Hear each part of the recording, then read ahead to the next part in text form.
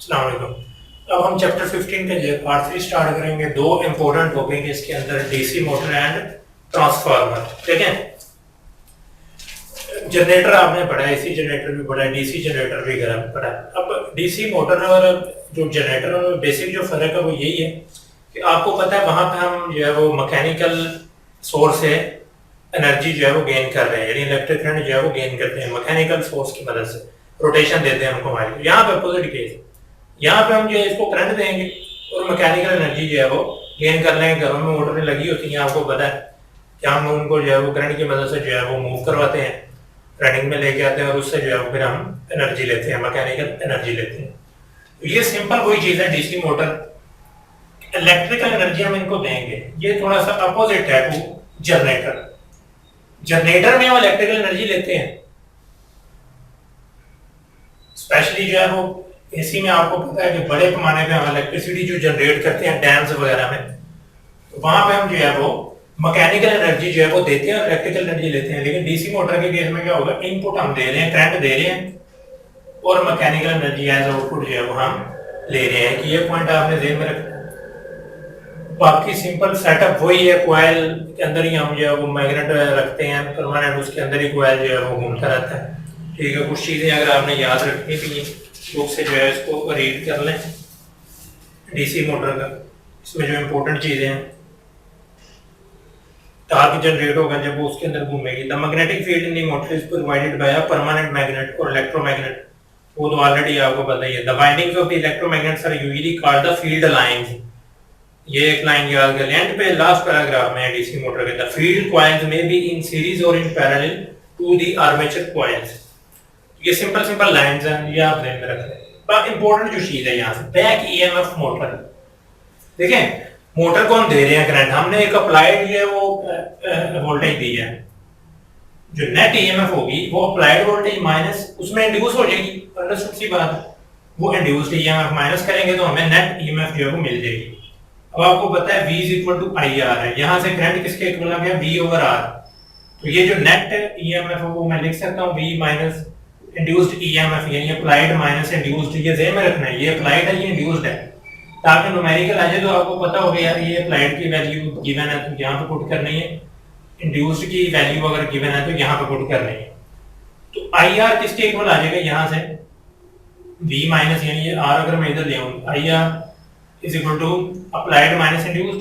यहाँ पे फिर जो है वो अप्लाइड आ जाएगी आई आर प्लस इंड्यूस्ड, यानी V applied is equal to induced plus I R. तो ये ध्यान में रखना है, ये फार्मूला है। जो इंटरेस्टिंग चीज है,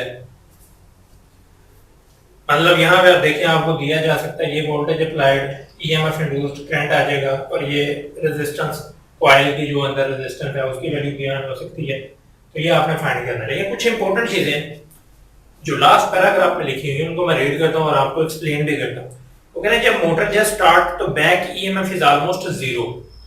जब मोटर हम जस्ट स्टार्ट करते हैं तो बैक ईएमएफ जो है, ये अगर फार्मूला है तो बैक ईएमएफ जो है वो ऑलमोस्ट जीरो है, यानी अप्लाइड वोल्टेज जो है वो आईआर के इक्वल आएगा। देखें जैसे जैसे हम करंट जो है वो करंट इसमें जो है वो बढ़ जाएगा, जब बैक ईएमएफ जो है वो जीरो होगी तो करंट बढ़ जाएगा। ये कॉइल यानी बहुत ज्यादा करंट जो है वो पास होगा स्टार्ट में। As the motor speeds up back EMF increases, यानी जब मोटर स्पीड बढ़ती है तो बैक ईएमएफ की वैल्यू जो है वो बढ़ती जाती है, फिर करंट की वैल्यू जो है वो डिक्रीज होती जाती है। ये एक इंपॉर्टेंट पॉइंट आपने ध्यान में रखना। लेकिन इतनी कम नहीं होती कि मोटर चले ना, वो सफिशिएंट करंट होता है कि मोटर जो है वो मूव करती रहती है। सिमिलरली एक पॉइंट उसने बताया कि ऑब्वियसली मोटर से हम कोई ना कोई चीज रन करते हैं तो वो लोड होता है मोटर में। अब वो जब वो लोड बढ़ाते हैं हम मोटर पे तो बैक ईएमएफ जो है वो डिक्रीज होती है और इससे मोर करंट जो है वो ड्रा होता है, क्योंकि जाहिर बात है आपने ओवरलोड किया मोटर को तो बैक ईएमएफ जो कम होगी और करंट जो है वो मोर ड्रा होगा परफॉर्म करने के लिए। लेकिन अगर आपने इतना ज्यादा लोड बढ़ा दिया कि उसकी लिमिट से क्रॉस कर गया तो वो करंट इतना ज्यादा बढ़ जाएगा कि मोटर जो है वो खराब हो सकती है, जल सकती है, बर्न आउट हो सकती है, कंस्ट्रक्शन उसके अंदर सारी। तो ये एक इंपॉर्टेंट पैराग्राफ था बैक ईएमएफ के हवाले से। बैक ईएमएफ का जो पहला पैराग्राफ है उसमें लिखा हुआ है motor is just like a generator running in reverse, तो वो आपको मैंने बता दिया। यहाँ पे हम करंट दे रहे हैं, वहां पे करंट ले रहे हैं, ये पॉइंट ध्यान में रखना है। ये तो आपको हो गया। आगे आ जाता है ट्रांसफार्मर।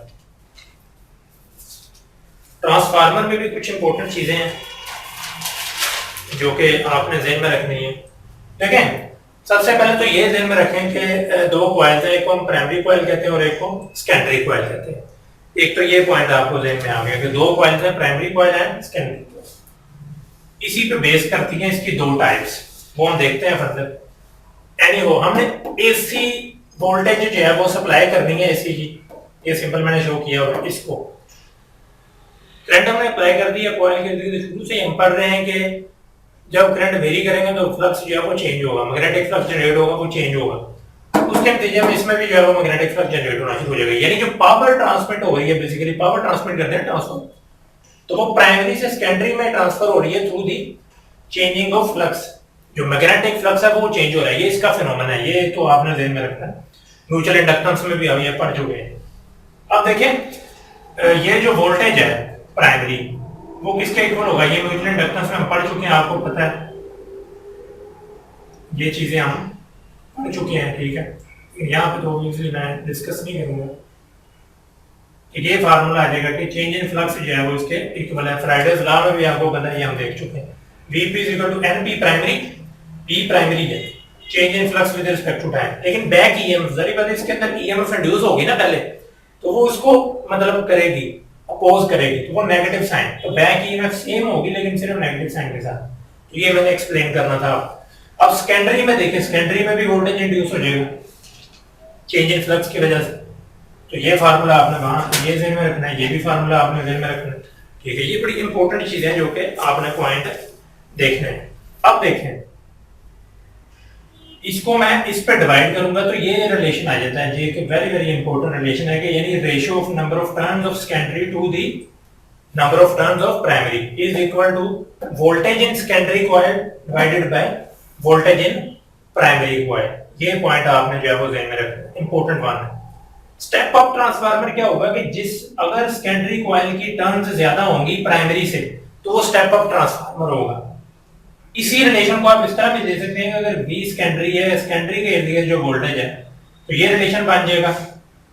रेशियो अगर इसकी दे दी जाए, ये वोल्टेज दे दिया जाए, जो सेकेंडरी का वोल्टेज आप फाइंड कर सकते हैं। इस तरह का एमसीक्यू पॉसिबल है, ये देखें। लेकिन एक चीज ये भी ध्यान में रखें, अगर नंबर ऑफ टर्न्स सेकेंडरी की ज्यादा है तो ये ऊपर वैल्यू ज्यादा होगी, नीचे ऊपर कम हो जाएगी, ज्यादा हो जाएगी, नीचे कम, तो ओवरऑल ये फैक्टर जो है वो ज्यादा हो जाएगा, यानी VS भी बढ़ जाएगा VP से। यानी स्टेप अप में ये दोनों चीजें ज्यादा ही होंगी, नंबर ऑफ टर्न्स भी ज्यादा होंगे और वोल्टेज भी सेकेंडरी का बढ़ जाएगा। अंडरस्टूड सी बात है। ये ध्यान में रखना आपने कि ये रिलेशन। स्टेप डाउन में सेकेंडरी की टर्न्स जो है वो कम होंगी प्राइमरी से, यानी कि नंबर ऑफ टर्न्स प्राइमरी की सेकेंडरी से ज्यादा होंगी। दूसरी तरह इस तरह भी लिख सकते हैं।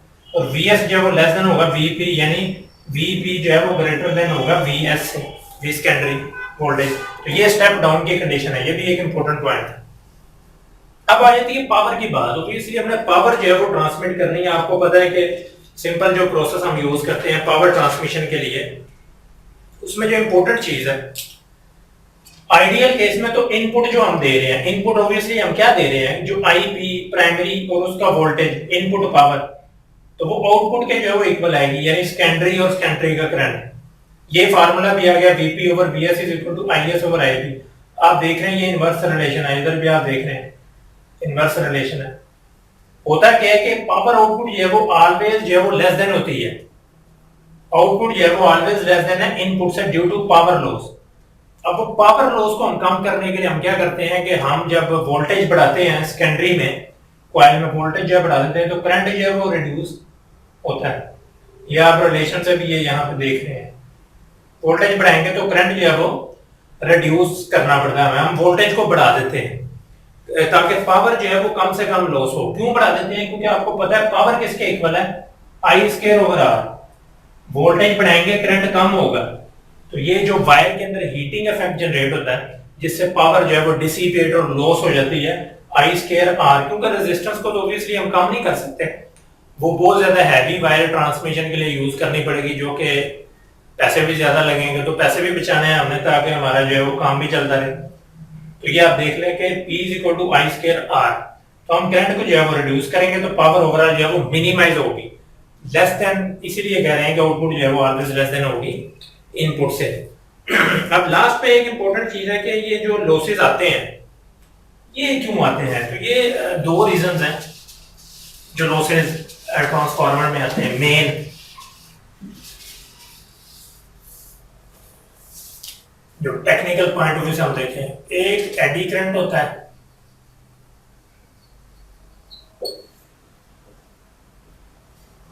सेकंड वन है मैग्नेटिक हिस्टैरिसीस। देखिए एडी करंट क्या होता है, तो आपको पता है कि ये उसके अंदर कोर मटेरियल है ट्रांसफार्मर के अंदर, इसके अंदर जो है वो कॉइल के अंदर करंट जनरेट होता है जिसको हम एडी करंट कहते हैं।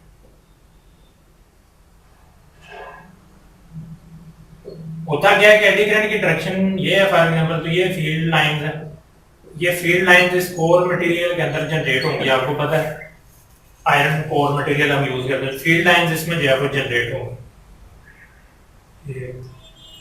ये यहाँ पे ये फील्ड लाइन है, यहाँ पे फील्ड लाइंस की डायरेक्शन जो है वो ये है, ये फील्ड लाइंस की डायरेक्शन। होता क्या है कि ये यहाँ पे जो है वो एडी करंट जनरेट होता है, ये फील्ड लाइंस की डायरेक्शन, एडी करंट की डायरेक्शन ये होती है, यानी उसके परपेंडिकुलर होती है, तो ये फ्लो करना शुरू हो जाता है, जिसकी वजह से जो है वो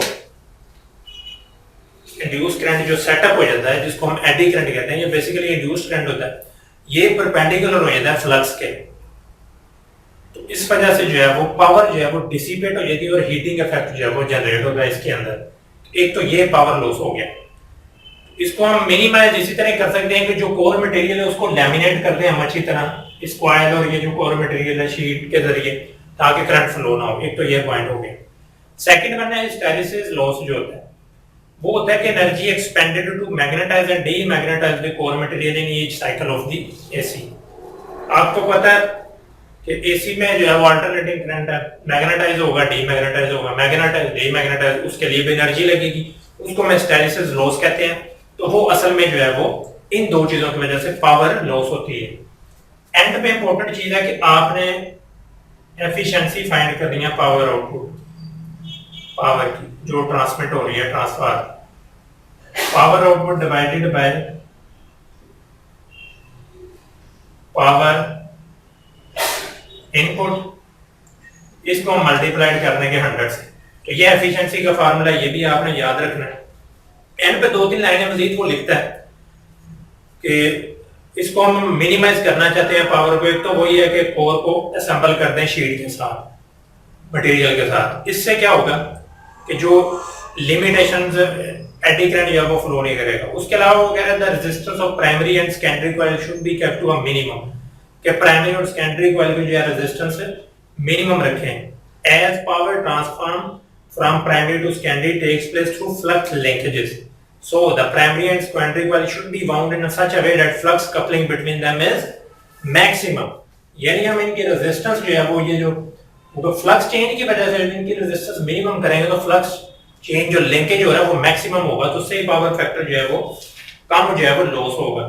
तो ये था सिंपल, इन फार्मूलाज को ध्यान में रखें, इसकी रेशो देके ये वैल्यू देके ये फाइंड आउट करना आ सकता है, यहाँ पे ये पावर फैक्टर फाइंड आउट करना आ सकता है। पावर फैक्टर के लिए देखें क्वेश्चन पॉसिबली ऐसे पावर स्टेशन का वो दे देगा कि पावर स्टेशन है वो इतने मेगावाट जो है वो पावर जनरेट कर रहा है, ठीक है। उसका जो वोल्टेज हमने इनिशियली दिया है, कितना वोल्ट दे रहे हैं, 400 किलोवाट वोल्टेज दे रहे हैं वोल्टेज। आप जो है वो जो पावर डिसिपेट हो रही है वो फाइंड करें, आपको पता है उसका फार्मूला ये है। लेकिन यहाँ पे आप देख रहे हैं कि आप रेजिस्टेंस भी अगर आपको वो दे दे 10-14 ओम, आपके पास करंट नहीं है, करंट आप इसी तरह फाइंड करें, P = VI। P आपका ये आ गया, वोल्टेज आपका ये आ गया। पावर स्टेशन पे, पावर स्टेशन जो है वो इतनी पावर जो है वो जनरेट कर रहा है, वोल्टेज इतना है उसका। यहाँ से जो करंट आएगा वो यहाँ पे आप पुट करेंगे तो आपको जो पावर डिसिपेट हो रही है वो आपके पास आ जाएगी। तो ये भी एक इंपॉर्टेंट चीज थी कि इस तरह क्वेश्चन इस पे भी पॉसिबल है। तो ये था हमारा चैप्टर 15। नेक्स्ट इसी चैप्टर के एमसीक्यूज करेंगे ताकि फर्दर आपको आइडियाज हो जाएगा।